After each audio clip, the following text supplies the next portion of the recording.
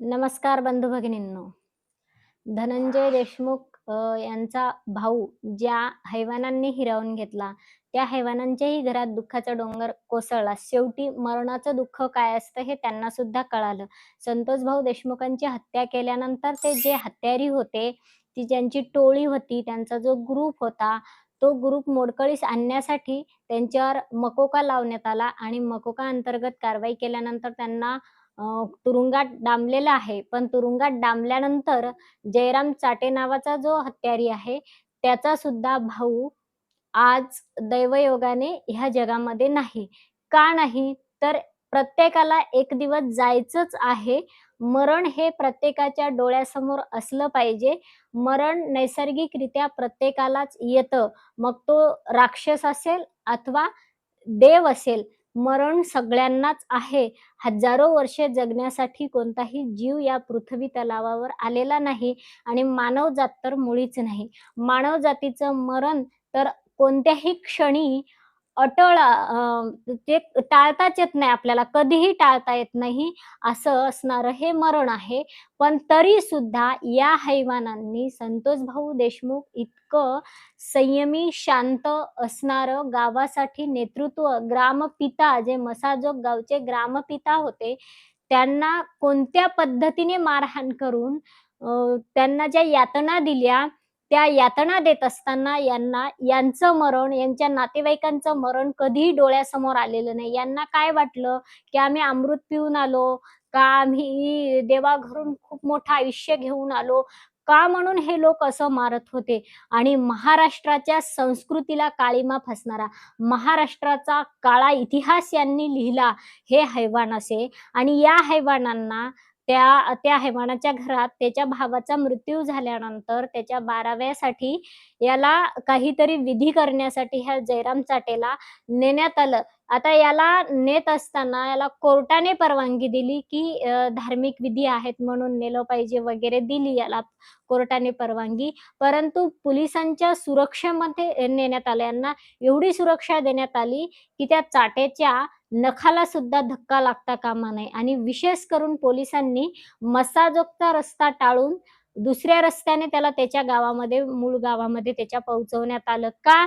तर त्यांना मस्साजोगकरांची कदाचित भीती वाटली असावी सरकारी यंत्रणेला, गृह खात्याला. कारण मस्साजोगकरांचा ग्रामपिता या हैवानांनी हिरावून घेतल्यानंतर आज मसाजोगकरांच्या मनामध्ये काय असेल आणि ते दुःख कसं सहन करत असतील आणि म्हणून त्यांच्यावर आलेला दुःखाचा डोंगर कुठेतरी आक्रोश निर्माण होईल आणि याच्या नखाला काहीतरी धक्का लागतील मसाजोगकर म्हणून यांनी रस्ता टाळला.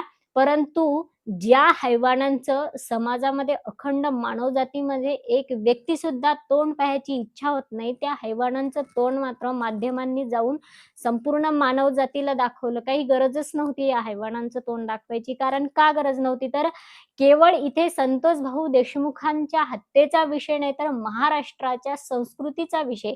महाराष्ट्राची संस्कृती साधू-संतांची आणि विशेष करून मराठवाड्यातली ती घटना आहे.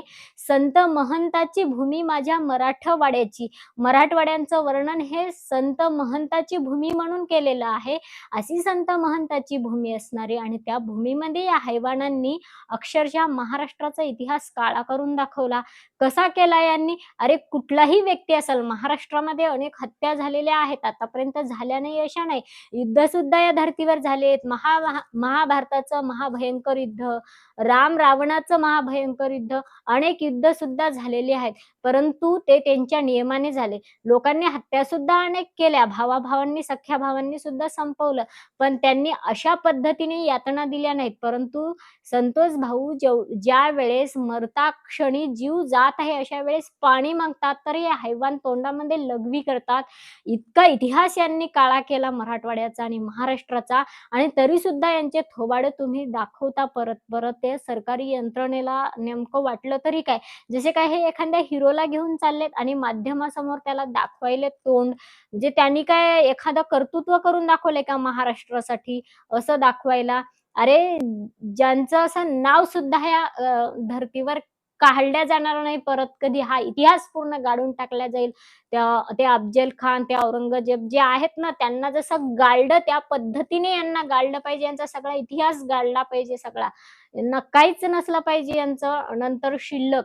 पण तरी सुद्धा तुम्ही ह्या पद्धतीने समाजाला दाखवत आहेत आणि विशेष करून मानव जातीने यांना आत्तापर्यंत तात्काळ यांना फाशी द्यायला भाग पाडली असती. हे 1.5 वर्ष तर जाऊच दिलं नसतं. कारण ज्यांना मानवी हृदय आहे, ज्यांच्या शरीरामध्ये मानवी हृदय आहे, असे मानवी हृदयाचे सगळे लोक रस्त्यावर उतरले होते संतोष भाऊंची हत्या झाल्यानंतर.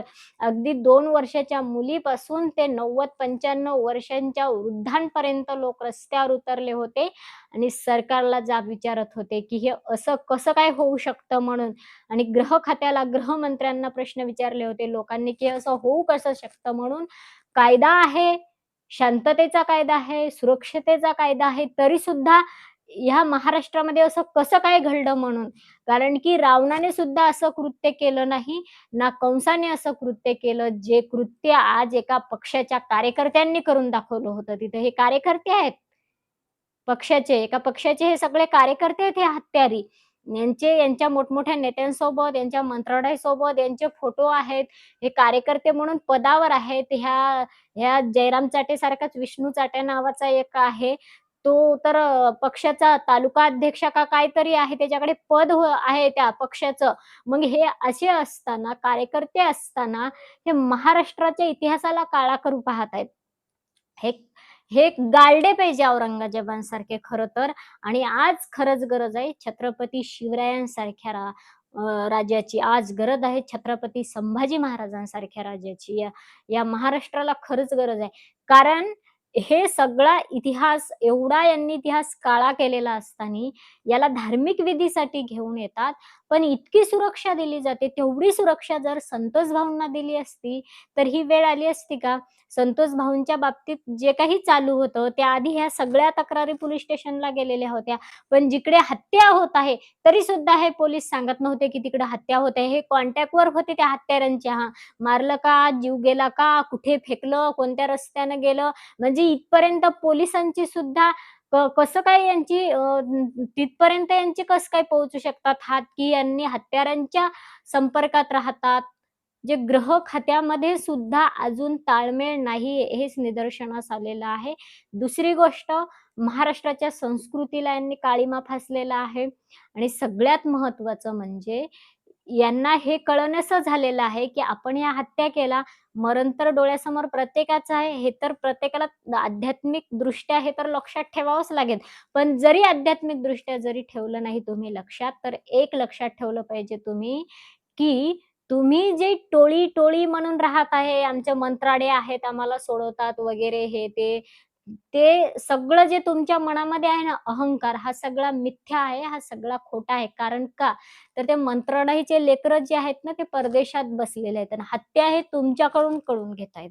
ते त्यांच्या लेकरांकडून करून घेत नाहीत. आणि तुम्ही जे आहेत, ते गोरगरीब घरातले, मध्यमवर्गीय घरातले आहेत आणि हे करत असताना तुमचे किती लेकरं जेलमध्ये चाललेले आहेत, याचं कधी सर्वेक्षण करा, त्याची लिस्ट काढा आणि सगळ्यात महत्त्वाचं म्हणजे ह्या मानवजातीमध्ये यांना तेव्हाच फासावर लटकवलेलं असतं. इतकं सरकारला यांनी वेठीस धरलं असतं लोकांनी, जनतेनी. एवढी जनता आक्रोश करून रस्त्यावर उतरली होती. पण 2 व्यक्तींनी इथं सगळ्यात जास्त मिठाचे खडे टाकण्याचा प्रयत्न केला. दुधात मिठाचा खडा टाकल्यानंतर टँकरभर दूध जरी असलं ना, ते जसं तो मिठाचा खडा नासवतं, तसे 2 नासके कांदे इथे आले. ते म्हणजे एक सदावर्ते आणि एक हाक्या. या दोन्हींनी काय केलं, या हरामखोरांनी समाज उभा केला त्यांच्या पाठीशी त्यांचा. का म्हणून तर यांनी सांगितलं, की हत्यारी विशिष्ट समाजाचे आहेत. समाजाचेच नाही तर यांनी ओबीसी वर्गाला धरलं. हत्यारी ओबीसी वर्गाचे आहेत म्हणून टार्गेट केले जाते त्यांना. म्हणजे देवेंद्र फडणवीसांनी स्वतः डाटा मिळवलेला आहे त्यांच्या गृह खात्यांनी प्रयत्न करून देवेंद्र फडणवीसांच्या आदेशाने. आणि देवेंद्र फडणवीसांनी ज्या टेक्निक सांगितल्या त्या टेक्निक लढवल्या आहेत गृह खात्यांनी, सी वगैरे. कोणते ह्या लोकांना आधी डाटा यांना फेकून द्यायला लावलं, सगळं नष्ट करायला लावलं आणि पुन्हा त्यांचा डाटा लेटेस्ट टेक्नॉलॉजीनं मिळवायला लावला. हे सगळं केलेलं असताना त्या डाटामध्ये सगळं सापडलं, की हैवान व्हिडिओ कॉलद्वारे दाखवत होते विशिष्ट लोकांना. यांचे टोळक्याचे म्होरके पाहत होते. अगोदर तर सी ऑफिसरनी हे सुद्धा सांगितलं होतं, की एक मंत्री सुद्धा तो व्हिडिओ कॉल पाहत होता. मोठा नेता होता. पण नंतर त्यांनी ते नाव गुपित केलं, उघड केलं नाही आणि वाल्मिक कराडलाच अटकवून दिलं त्याच्यामध्ये फक्त. आता वाल्मिक कराड मंत्री तर नव्हताच. अर्थात तो तर पक्षाचा कार्यकर्ता आहे, मंत्रालयाचा कार्यकर्ता आहे तो. मग त्यालाच अटकवून दिलं फक्त, मंत्रालयाला टाकलं बाजूला आणि त्यानंतर ही टोळी जी प्रत्यक्ष हत्या करायला होती, ती टोळी अडकवून टाकली. ही तर सामान्य घरातली टोळी आहे ना. हे थोडंच करोडोंच्या घरातले आहेत मारणारे. हे तर मोजक्या पॅकेजसाठी किंवा मोजके सुपारीसाठी मारणारे आणि याच्यातले अर्धे पैसे मंत्राटच खाणारे. तर हे सगळं होत असताना याचे सगळा डाटा सापडलेला आहे, की हे प्रत्यक्ष मारत होते, प्रत्यक्ष लघवी करत होते संतोष भाऊंच्या तोंडामध्ये. त्यांना कसं बांधलेलं होतं, त्यांना कसं मारहाण करत होते, हे सगळं झालेलं असताना व्हिडिओ कॉलमध्ये प्रत्यक्ष रेकॉर्ड सापडलेला असताना असं नाही की फोटो सापडले वगैरे सगळं. फोटो सापडले, ते फोटो पब्लिक केले, सगळ्या जनतेने पाहिले आणि हे 2 हरामखोर नासके म्हणतात, की हे ओबीसीचे आहेत म्हणून त्याला टार्गेट केलेलं आहे. म्हणजे या झिपऱ्याला सुद्धा मोकळा लावायला पाहिजे होता. का यांनी अगोदर हत्या करत असताना आता यांना ओबीसी पाठीशी घातली यांच्या आणि ओबीसीच्या पदराखाली यांना लपवण्याचा प्रयत्न करायचं काम पडलं आणि आतापर्यंत यांची फाशी लांबवण्यात आली यांना ओबीसी, ओबीसी म्हणत. हे जेव्हा हत्या करायला जात होते हे हैवान, तेव्हा यांनी ओबीसींची मीटिंग घेऊन सांगितलं होतं का ओबीसीच्या लोकांना आम्ही संतोष भाऊंना मारणार आहोत म्हणून, संतोष भाऊंचं अपहरण केलेलं आहे म्हणून. तेव्हा तुम्हाला ओबीसी कळाले नाही. तेव्हा हत्या करत असताना हे नासके हे 2-4 हैवान गेले आणि संतोष भाऊंची हत्या करून टाकली यांनी आणि फेकून दिलं त्यांना अक्षरशः गाडीतून आणि संतोष भाऊंना मारताना यांनी तेव्हा यांना ओबीसी आठवले नाही. पण जेव्हा यांच्यावर मकोका अंतर्गत कारवाई झाली, जेव्हा हे फासावर लटकणार, आता हे यांच्या गळ्यात फासाचा दोर पडणार आहे असं दिसलं, तेव्हा हे 2 आले हे झिपरेने हाक्या आणि हे ओबीसीचे आहेत म्हणून टार्गेट करत आहेत म्हणलं आणि समाज यांच्या पाठीशी घातला आणि आज त्या समाजाला हे आरोपी आपले आहेत म्हणून भाग पाडलं म्हणायला. नाहीतर यांच्या समाजातलं यांच्या पाठीशी कोणीही गेलं नसतं. अगोदर यांच्या समाजातले लोक सुद्धा रस्त्यावर उतरले. संतोष भाऊंच्या गावात सुद्धा यांचे लोक आहेत. पण एकही बी या हरामखोरांच्या, हैवानांच्या बाजूने नाही. नाही ते गावातलं तर अजूनही राहणार नाही कारण तो गावाचा संबंध आहे. पण जे बाकीचे लोक आहेत, ते आरोपींच्या गावातले असतील किंवा त्यांच्या तालुक्यातले असतील किंवा महाराष्ट्रातले इतर जे असतील, यांनी समाजाच्या नावाखाली यांच्या पाठीमागे उभं राहायला भाग पाडलं आणि आता सगळ्यांनाच मग म्हणायला भाग पडलं, की नाही, नाही, नाही, नाही, खरंच, खरंच हे ओबीसीचे आहेत म्हणून यांना टार्गेट केलेलं आहे. डुकरांनो, ओबीसीचे आहेत म्हणून टार्गेट केलं का यांचा डाटा सापडलेला आहे, प्रत्यक्ष हत्या करत होते. म्हणून यांच्यावर कारवाई केली. याचं उत्तर या झिपऱ्या सदावर्तेंनी आणि हाक्यांनी दिलं पाहिजे. हरामखोरांनी एवढा नाश केलेला आहे या दोघांनी. नाहीतर आज यांचं थोबाड कुणीच दाखवलं नसतं समाजामध्ये ना या कोर्टाने यांना परमिशन सुद्धा दिली नसती बाहेर येण्याची. आधी फासावर लटकवलेलं असतं. त्याचा भाऊ गेला तर दैवयोगाने गेला. काही कुणी मारला नाहीये त्याला इकडं आणण्यासाठी. तो गेला. तुम्ही लोकांचे भाऊ हिरावून घेणार तर तुमचा भाऊ दैवयोगाने जाणारच आहे. त्या अर्थात त्याचा काही दोषही नसेल या हत्येमध्ये. हे दोष हे हैवान होते. खरं तर भगवंतांनी यांच्यावर गदा चालवायला पाहिजे होती. पण ज्याचं आयुष्य जेव्हा आहे तो दैवयोगाने जातो. पण संतोष भाऊंना तर दैवयोग वगैरे काही मृत्यू तसा नव्हता ना. या कुत्र्यांनी, हरामखोरांनी या स्वतःहून त्यांच्यावर ती वेळ आणली. यांची पायली भरायची होती कदाचित म्हणून संतोष भाऊंचा तेवढा जीव गमवावा लागला म्हणून यांची पायली सगळी भरून आता उलटली ही. तेव्हा हे सापडले. नाहीतर आतापर्यंत यांनी संतोष भाऊंसारखे कित्येक जीव घेतलेले आहेत, तरी बी यांची पायली भरली नव्हती. पण प्रत्यक्ष देवाचा अवतार असल्यासारखे संतोष भाऊ आणि यांनी जेव्हा देव व्यक्तीवर हात घातला, तेव्हा मात्र यांचं सगळे चक्र फिरलेले आहेत. पण टोळक्यांनी एक लक्षात ठेवलं पाहिजे, आज समाजाच्या मानसिकतेचं आणि समाजाच्या दुःखाचा तुम्ही विचार केला का?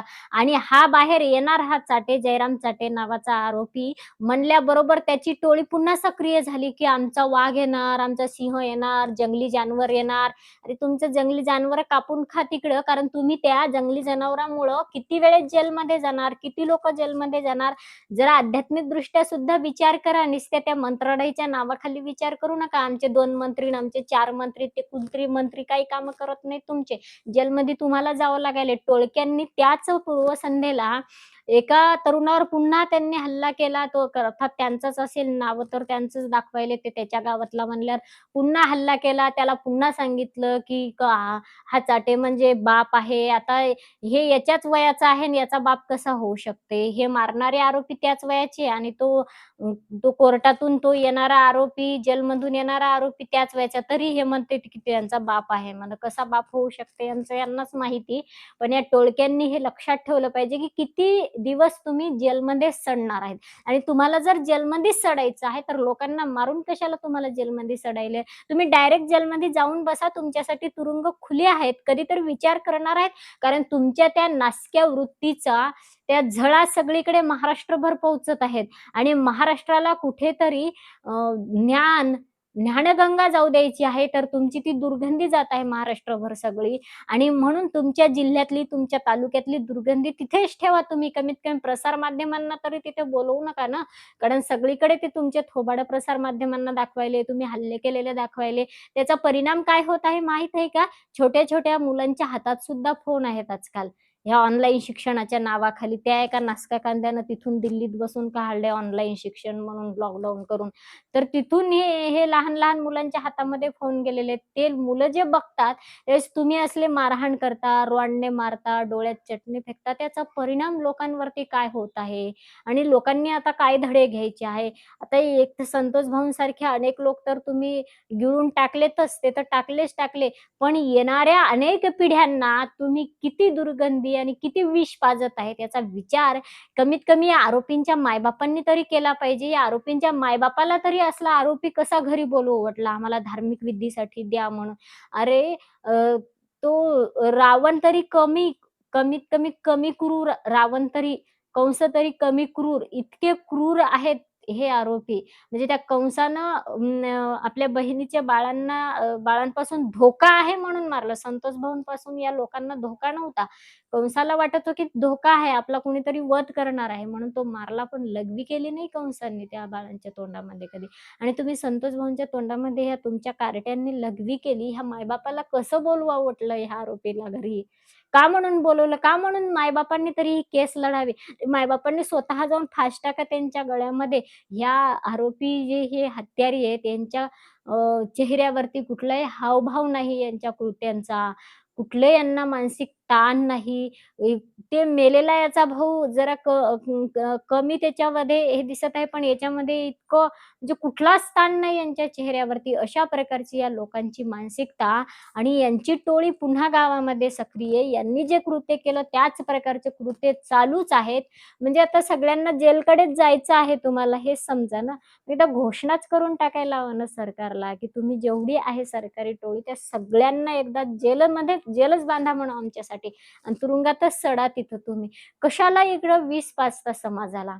पण सगळ्यात जास्त लक्ष घातलं पाहिजे या समाजातील माता-पित्यांनी. अर्थातच या हत्यारांसारखे जे काही यांच्या समाजातले पालकवर्ग आहे, त्या पालकवर्गांनी लक्षात ठेवलं पाहिजे, की तुमच्या पाल्यांना, तुमच्या मुलांना जेलमध्येच सडवायची तुमची इच्छा आहे का घडवायची इच्छा आहे? कारण हा महाराष्ट्र शिवरायांचा आहे आणि छत्रपती शिवराय आई जिजाऊंनी घडवलेत. म्हणून ह्या पाल्यांच्या आई वर्गाला तुमच्यासमोर एक आव्हान आहे. तुम्हाला जिजाऊंसारखे शिवराय घडवायचेत, की हे असले हैवान घडवायचेत कंस आणि रावणाच्याही पलीकडचे असणारे आणि तुम्हाला तुमची मुलं सडताना पाहायचेत का तुमची मुलं तुम्हाला घडताना पाहायचेत?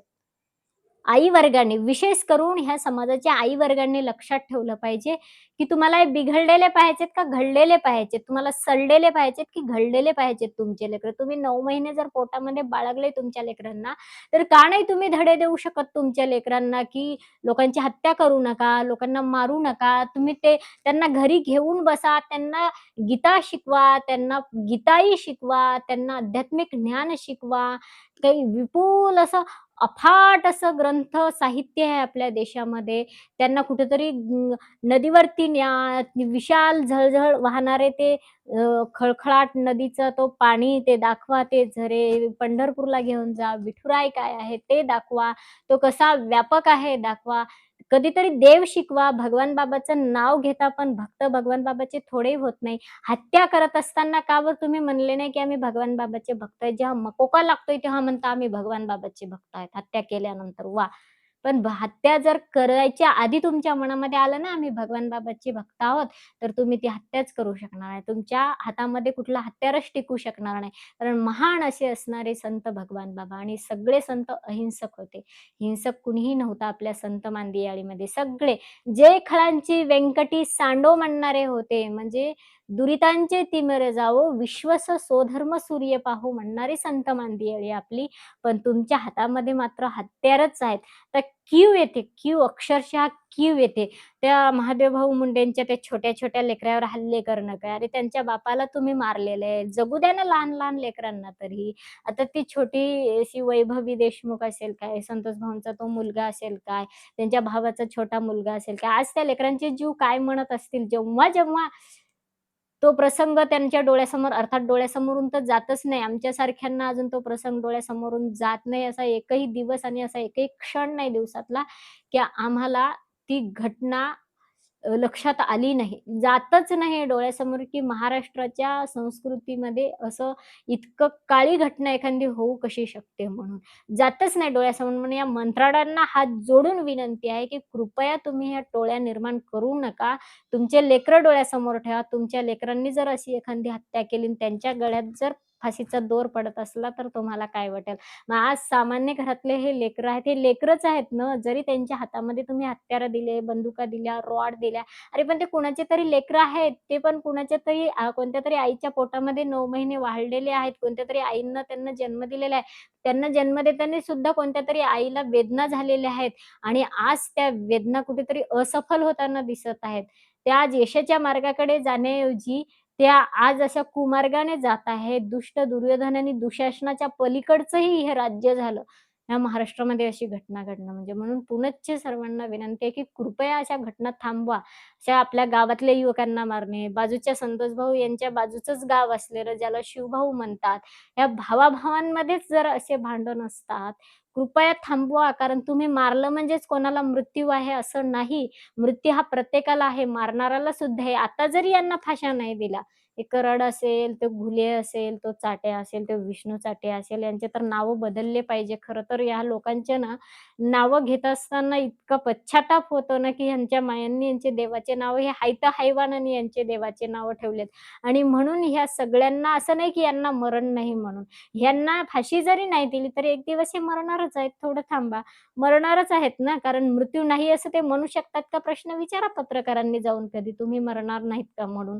मरणारच आहेत. मग मरणारा व्यक्ती आपण स्वतः जर मरणार आहोत, तर दुसऱ्यांना का म्हणून मारता? दुसरा पण एक दिवस मरणारच आहे दैवयोगाने. त्याच्यामुळे थोडं ह्या हत्या थांबवा आणि थोडंसं काम, क्रोध, लोभ, मोह, मद, मत्सर, तृष्णा ह्या सगळ्यांच्या बाजूला या आणि मग हे सगळं बाजूला गेलं ना, माणूस बर्फासारखा थंड होतो. बर्फासारखं थंड होऊन कधी बघा, एकच मानवजात अशी आहे, की जो तोंडामध्ये साखर, अमृत आणि माइंडमध्ये बर्फ डोकं असं बर्फासारखं थंड ठेवू शकते. आपल्यापेक्षा प्राणी तरी बरे, एवढे वाघ हे ते हिंस्र असून त्या आपोआप येऊन आपल्या गावात येऊन हमले करत नाहीत.